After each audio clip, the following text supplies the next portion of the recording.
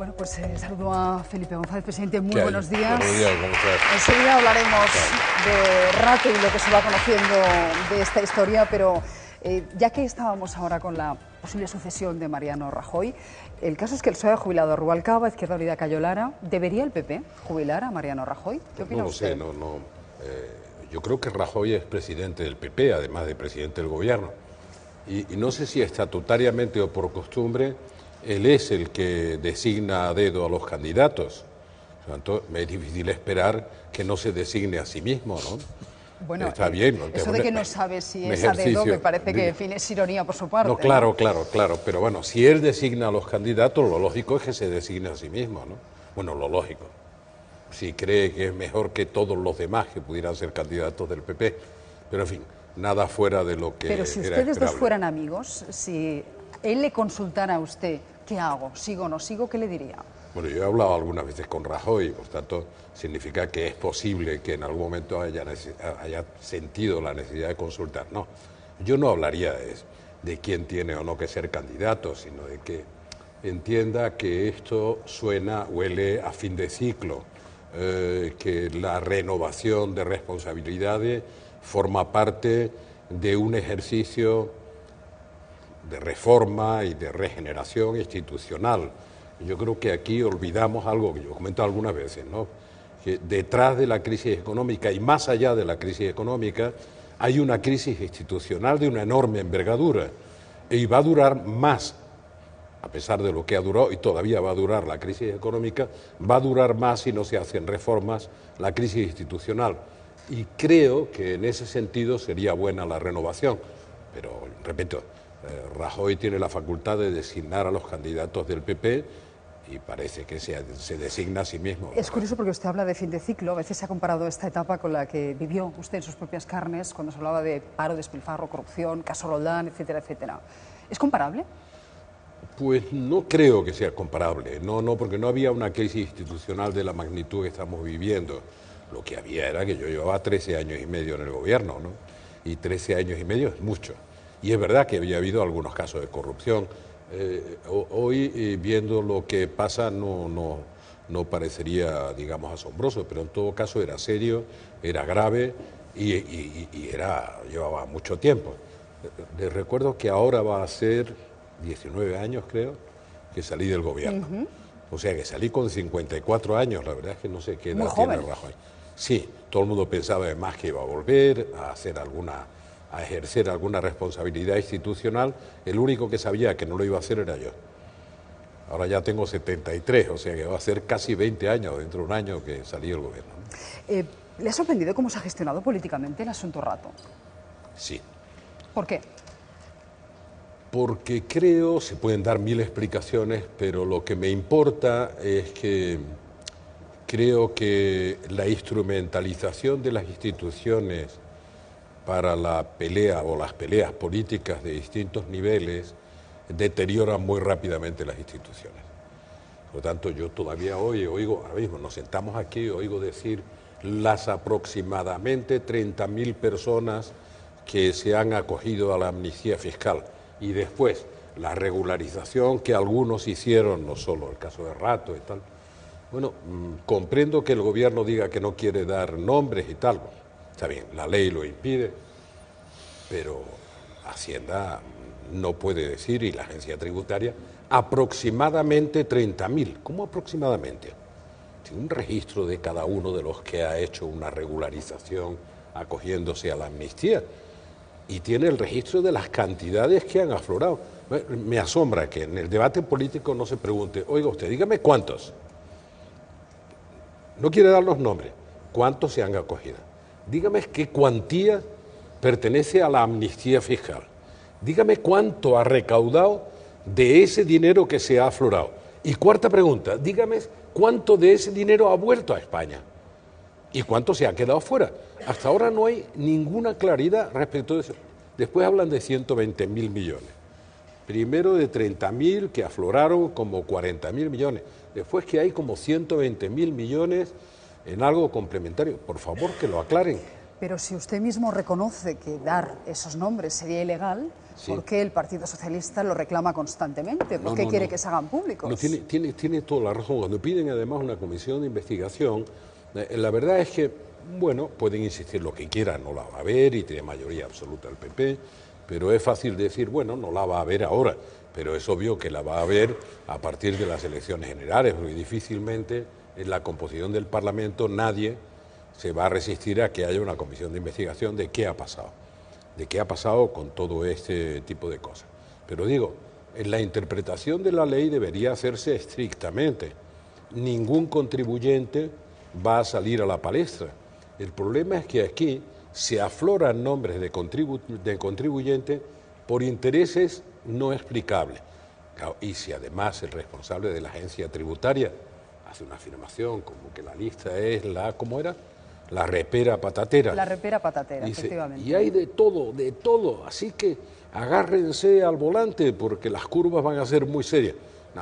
No es serio. Pero la filtración de Rato no puede salir del propio gobierno, ni del Partido Popular, ni de Hacienda, ¿no? En fin, decíamos que era como darse un tiro en el pie. ¿Qué interés puede tener el gobierno que aparezca en esos papeles o que se filtre el nombre de Rato? Yo no sé de dónde ha salido, pero sé que los únicos que tienen una información absoluta sobre todo lo que ha sido la amnistía fiscal están en el área del gobierno y de la agencia tributaria.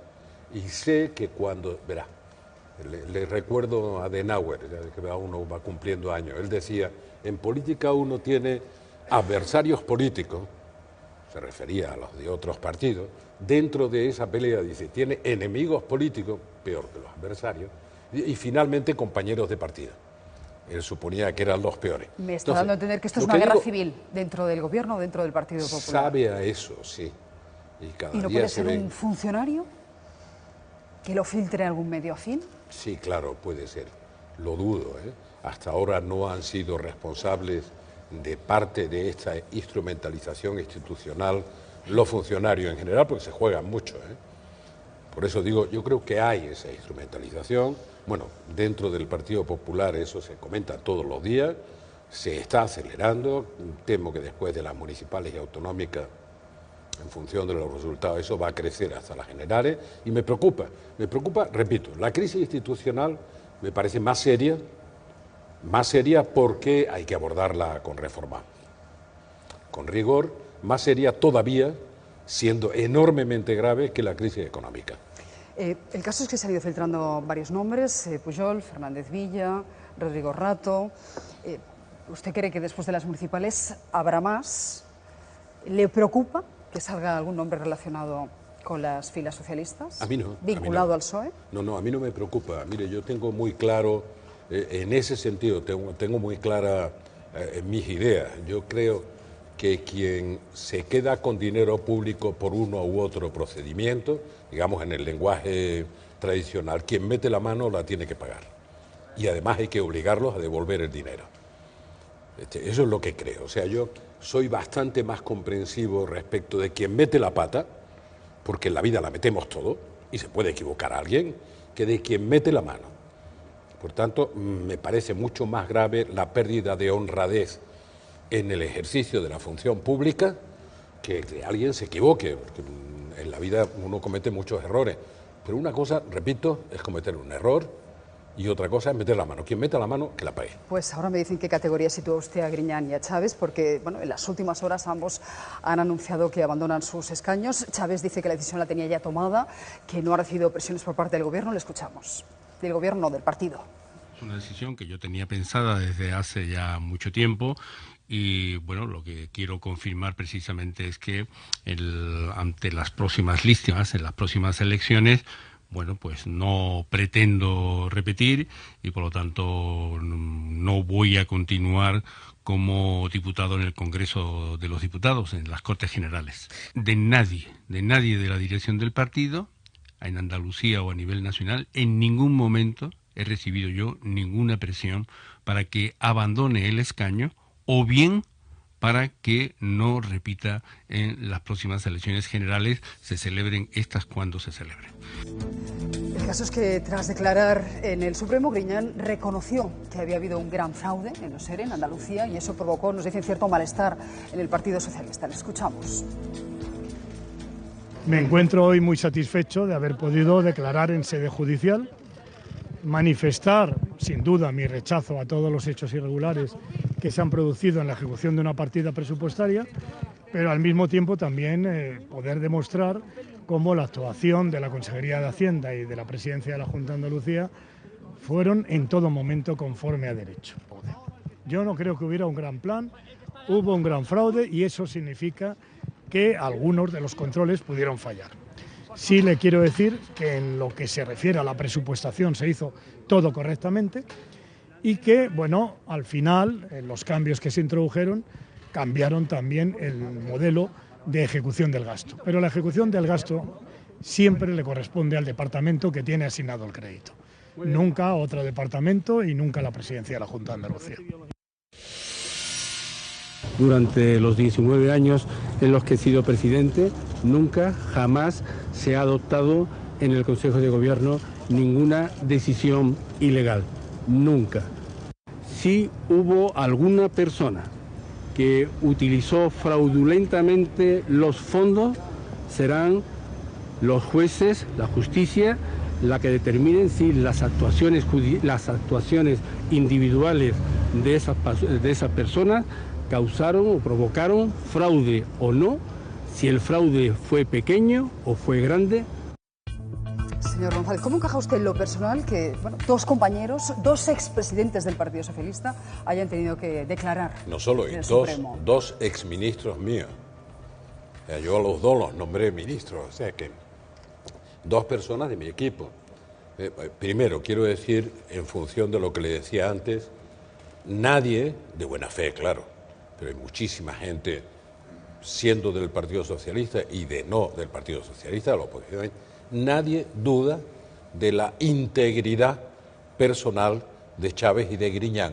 Es decir, nadie piensa que ni Chávez ni Griñán se han llevado dinero público. O sea, que han hecho de su servicio público un servicio absolutamente honrado. Ahora, la duda está en si gestionaron bien o no.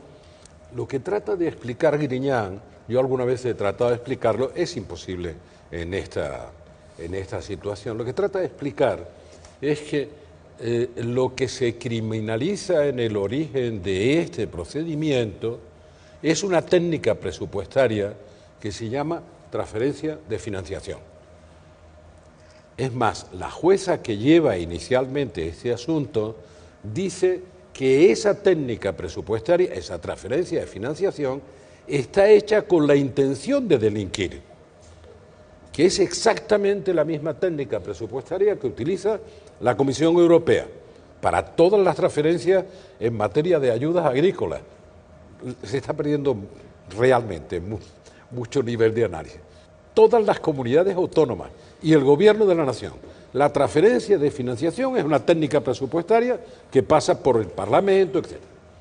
Yo creo que ha habido fraude y creo que la determinación del nivel de fraude lo tiene que decidir, como es natural, la justicia.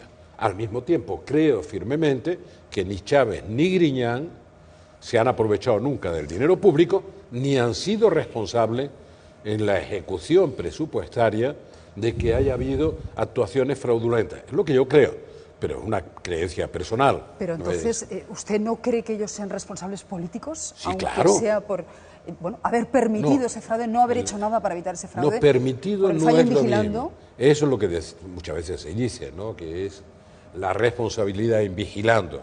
Deberían haber estado más atentos. Es posible. ¿Deberían haberlo advertido? Sí. ¿Y no cree que solo por eso ya no merecen seguir en la política? No estoy seguro de que por eso, bueno, de hecho, Griñán dimitió de presidente de la Junta de Andalucía asumiendo que dimitía por eso. No lo dijo abiertamente.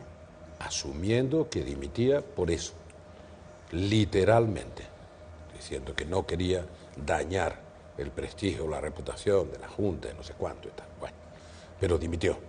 Pues esto es clarísimo. Ahora, ¿de verdad no tienen que seguir en la vida pública? Yo creo que no van a seguir. Lo que digo, repito, alguna vez llegaremos a diferenciar entre la gente que hace un uso del dinero público para enriquecerse y la gente que puede equivocarse. En este caso, ni siquiera creo que se equivocaran ellos.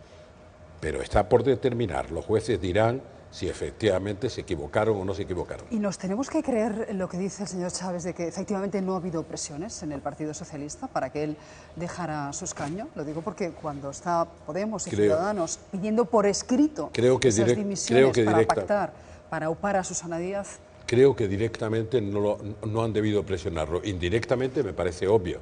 Yo he visto declaraciones de alguna gente pidiendo que se dieran su escaño.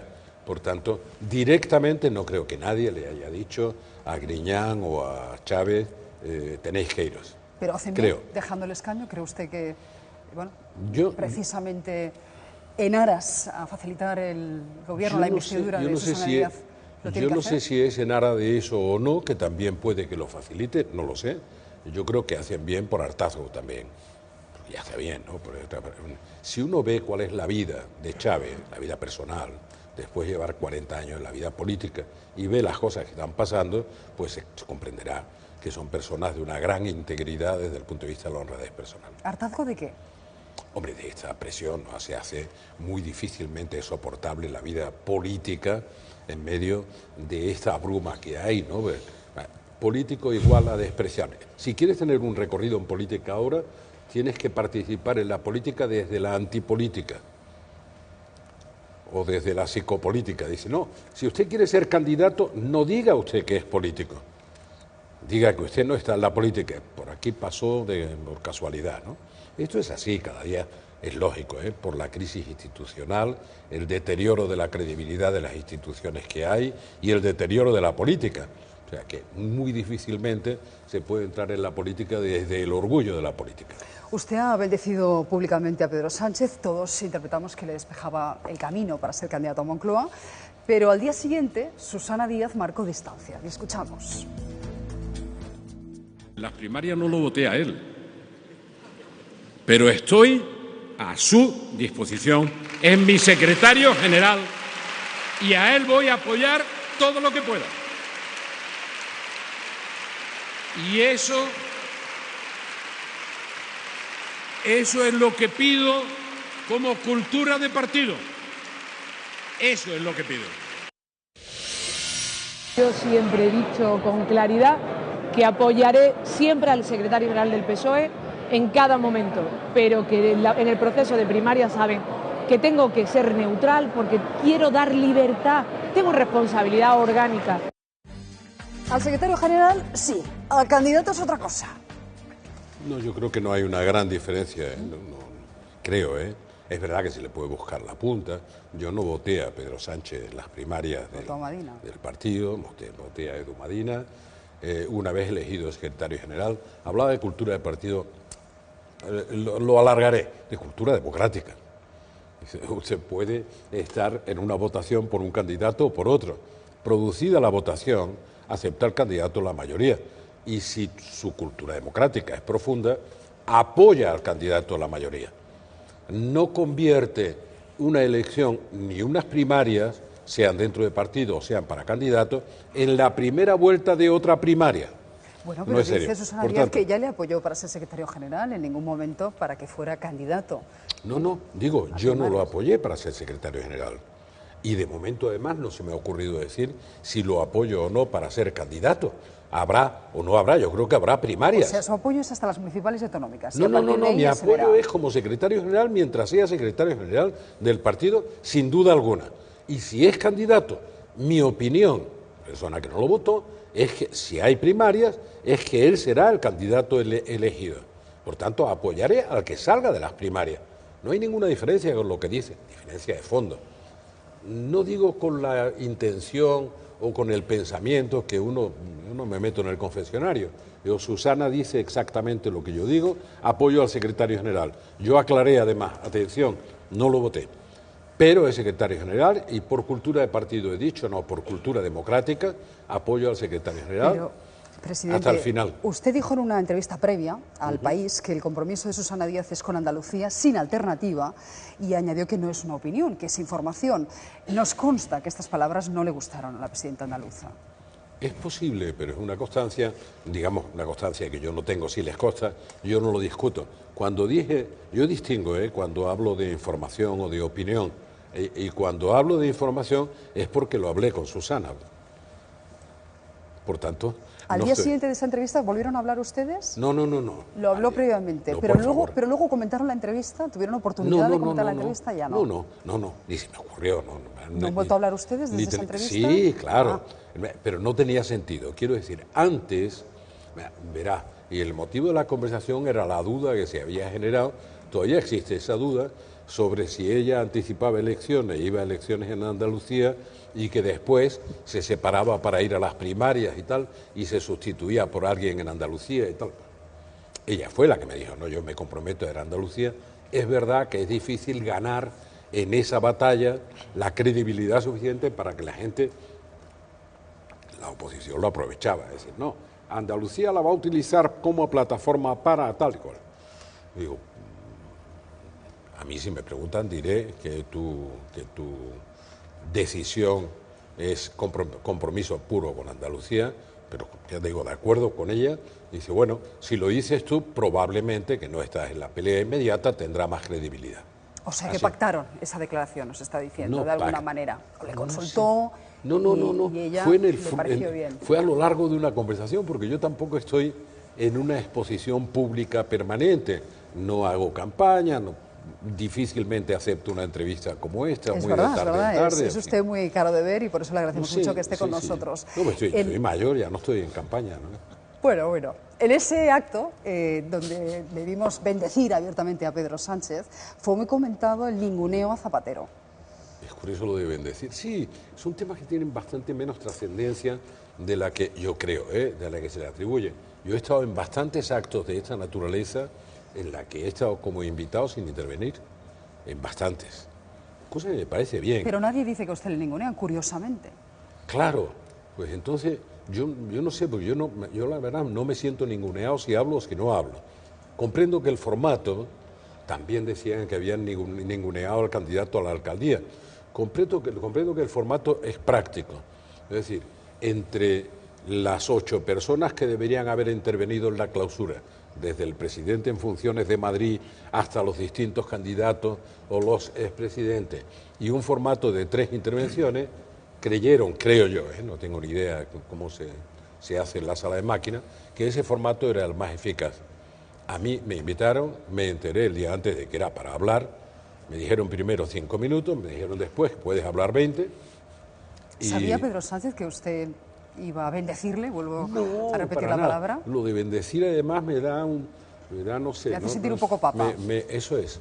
Me cae bien Francisco, pero a ese nivel creo que no he llegado, porque mis compañeros saben que algunos de los que, empleando su terminología, he intentado bendecir, pierden.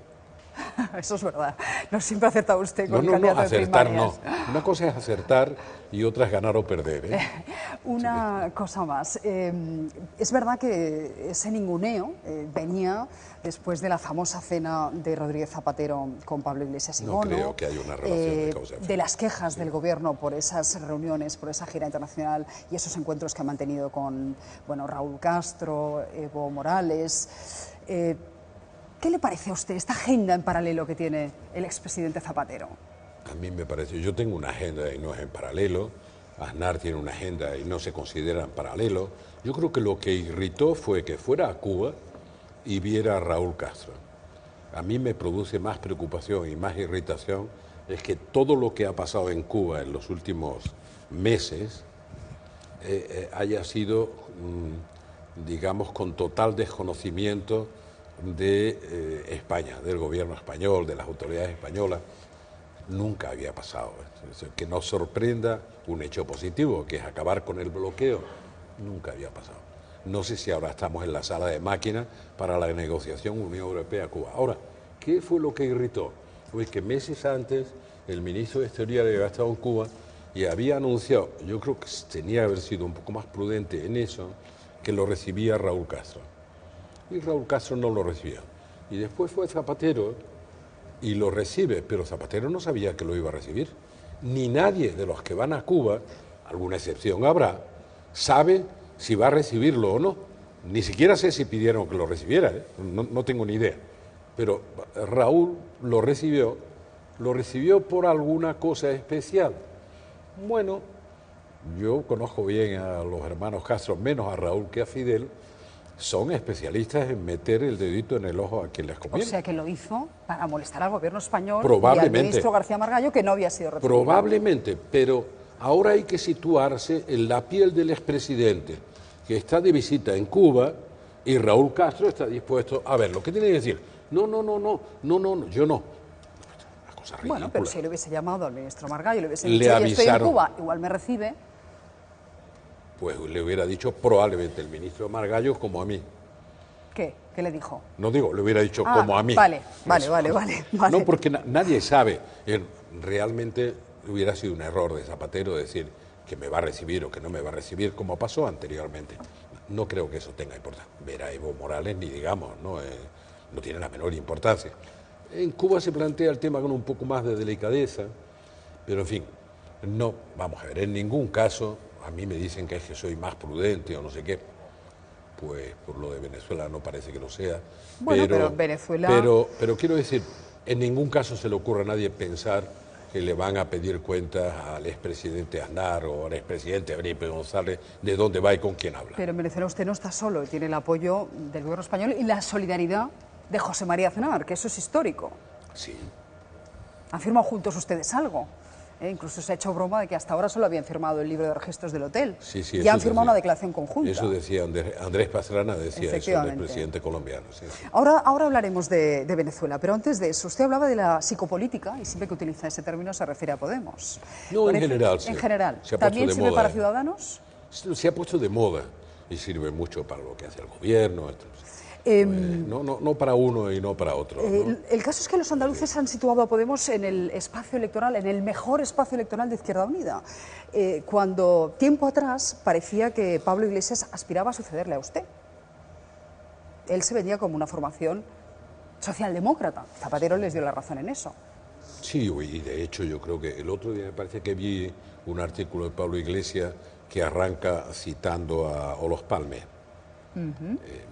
En esa reubicación, a mí me parece bien, yo lo respeto. Yo a Olof Palme, digamos, lo conocí a fondo. Y mire, del pensamiento de Olof Palme, que era un hombre de una élite intelectual poco discutible, además de social, pero bueno, intelectual poco discutible, del pensamiento de Olof Palme hay algo que probablemente Pablo Iglesias no debería olvidar. Él decía, no la cita que él hace, sino algo que es mucho más profundo y que afectará a la convivencia en España, a la necesidad de un clima de diálogo. Palme decía, mi preocupación no es que haya ricos en Suecia, mi preocupación es que no haya pobres. Lo cual, eso también lo dice Esperanza Aguirre. Lo cual refleja, pues, lo dirá a veces cuando se equivoca, ¿no? Pero en general, quiero decir, lo cual refleja de verdad el pensamiento profundo de Olof Palme, que es su lucha por la igualdad de oportunidades, la redistribución del ingreso y su cero intención de polarizar a la sociedad, de enfrentarla, de hablar de los de abajo y de los de arriba. ¿Usted sí ve esa intención en Pablo Iglesias? No. Digo, nunca le oí hablar a Olof Palme de los de abajo y de los de arriba. Nunca. Jamás.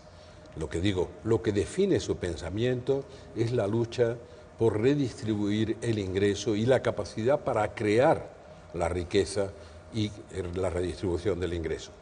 No hago ninguna comparación, porque no hay ninguna comparación posible, créame. Yo conocí a Olof Palme durante muchos años. ¿En qué momento se rompe el amor de Pablo Iglesias hacia usted? Se lo pregunto porque... Es que alguna vez lo hubo. Sí. Yo recuerdo algún meeting que, bueno, de alguna manera parecía que Pedro Sánchez y él rivalizaban a la hora de heredarle, de ser sus delfines, sus sucesores, y de repente empezó a criticarle abiertamente. Le escuchamos.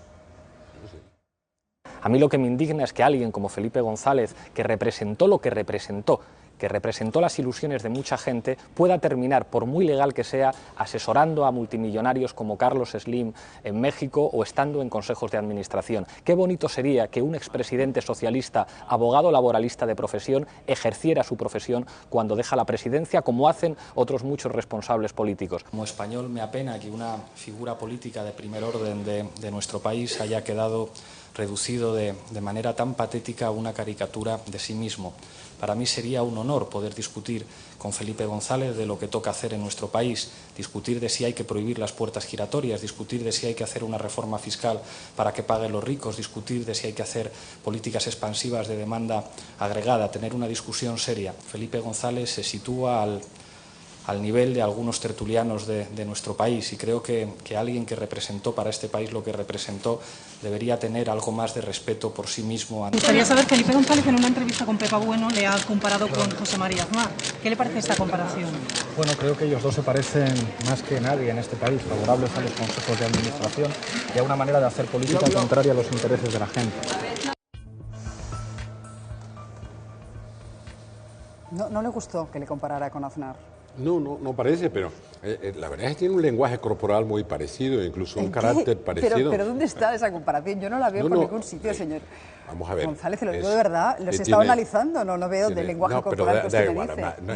No insistamos, se ofenden los dos y da pena que se ofendan los dos. ¿También se le ha ofendido a Aznar, le consta? Yo creo que sí, él es muy áspero de carácter, ¿no?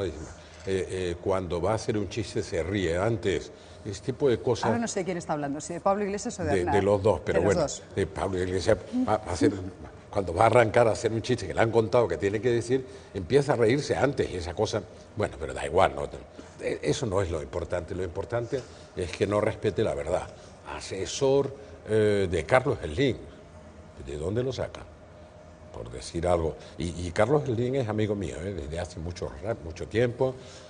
Yo le digo que es un perro verde, porque es un tipo muy raro de carácter, que entre otras cosas tiene 80.000 becarios universitarios en México, que parece poco, pero es mucho, es como la Universidad de Stanford, o paga 2 millones de raciones alimentarias, o sea, es un tipo bastante peculiar. Y después lo de las puertas giratorias no se atreven, y yo les ofrezco, les pido, por favor, que definan o que liquiden las puertas giratorias, que digan no, quien se ha dedicado a la vida pública en un puesto de responsabilidad institucional, ministro o presidente de gobierno, nunca más se pueden dedicar a actividades privadas más o menos acorde con su capacidad o su profesión, nunca más. O bien, no se pueden dedicar en 5 años o en 10 años, que lo definan, que está bien, que lo definan. Y además, si hacen esa norma, desde ahora tendrán mi consentimiento, no mi apoyo, porque me parece un disparate. No, la acataré, la realidad les demostrará que están, si siguen en ese propósito, creando una nomenclatura que es el equivalente en los términos de los antiguos países del este, una nomenclatura que es el equivalente a la casta que quieren combatir. ¿Eso se lo ha contado usted a Pedro Sánchez? Se lo digo porque el primero que pidió que los expresidentes no tiraran de puerta giratoria fue el propio Pedro Sánchez. Conmigo no ocurrirá, dijo. No, claro. A él también se lo expliqué, incluso ¿Y le convenció? Que no estén en empresas que tengan un valor estratégico. Es decir, que un presidente, un expresidente o lo que sea, o un ministro, puede estar en una empresa, en una multinacional de chucherías o en un fondo de inversión de alto riesgo, pero no pueden estar en una empresa energética o no pueden estar... Yo lo único que les pido es que se aclaren, que cuando lo piensen con serenidad y se aclaren, decidan cuál es el marco legal en el que se tienen que desenvolver. Y obviamente no le voy a responder a Pablo Iglesias, ¿no?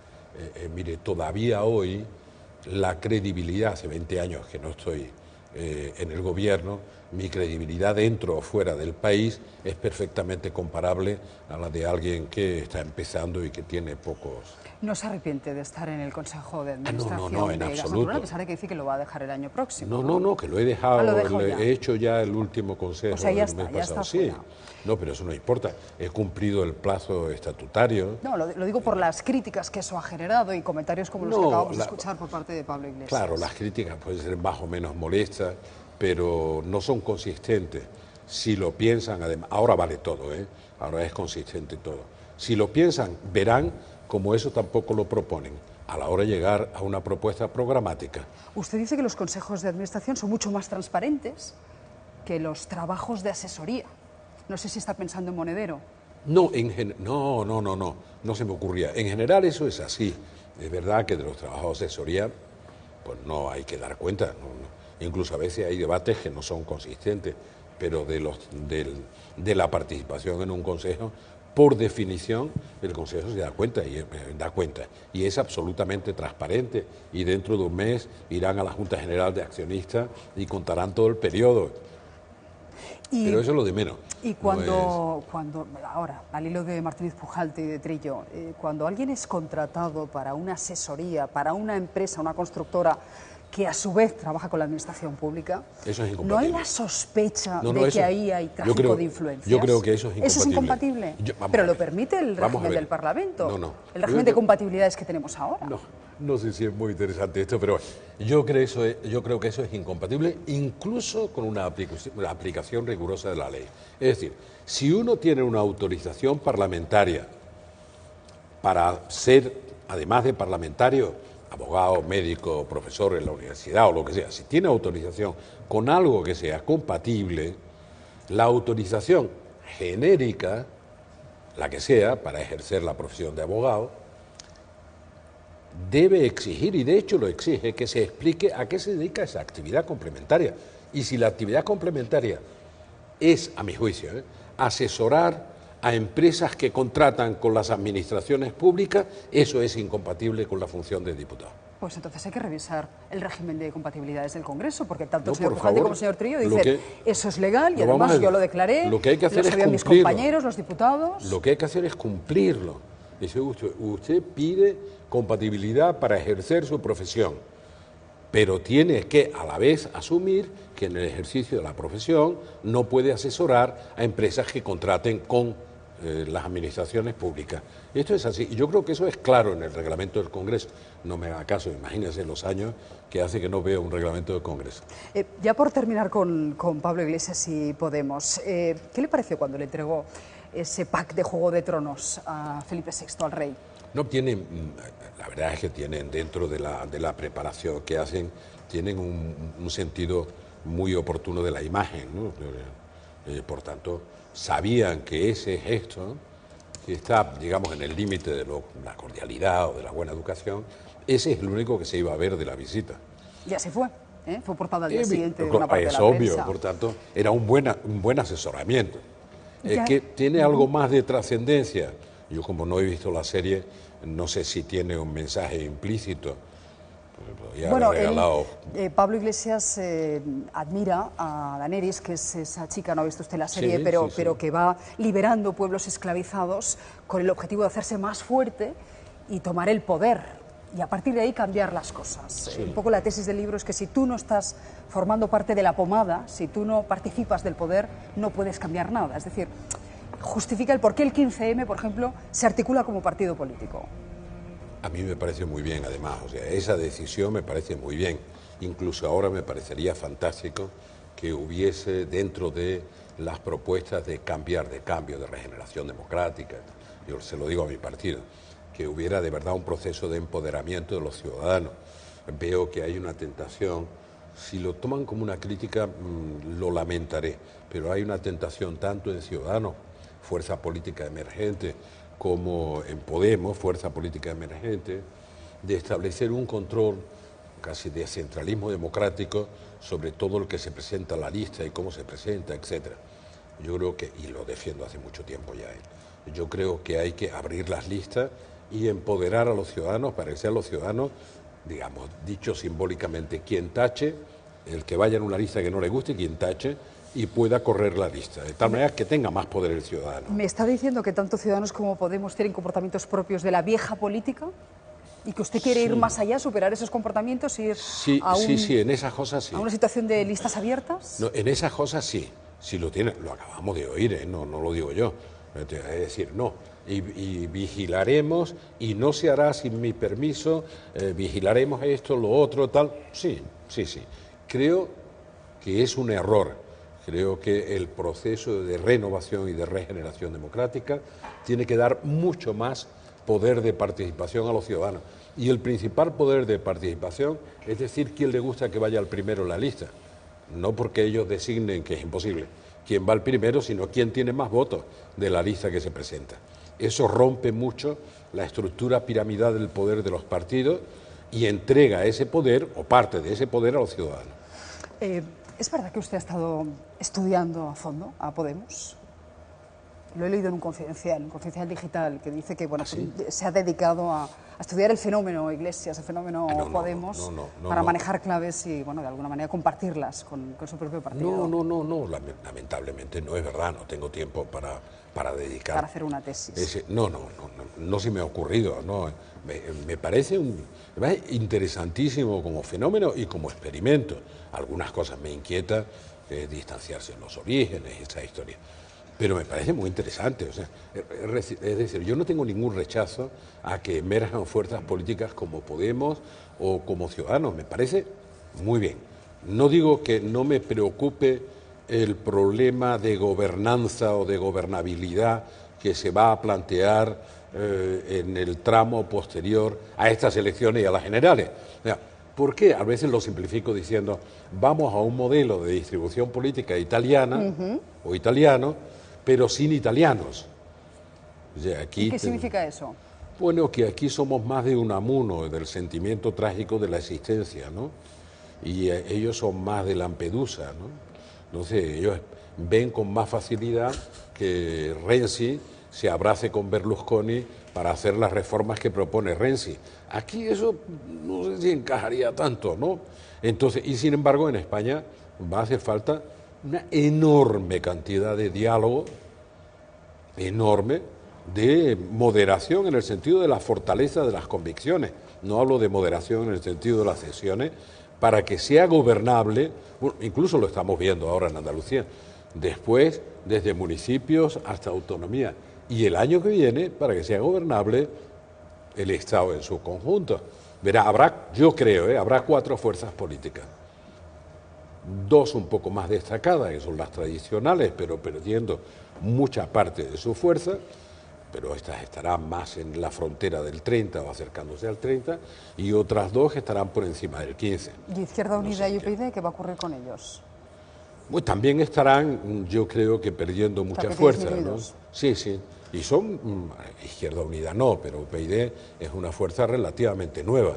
Es decir, probablemente UPyD, si hubiera nacido hace un año como ha nacido, hablo del conjunto de España, como ha nacido Ciudadanos, pues tendría la misma apreciación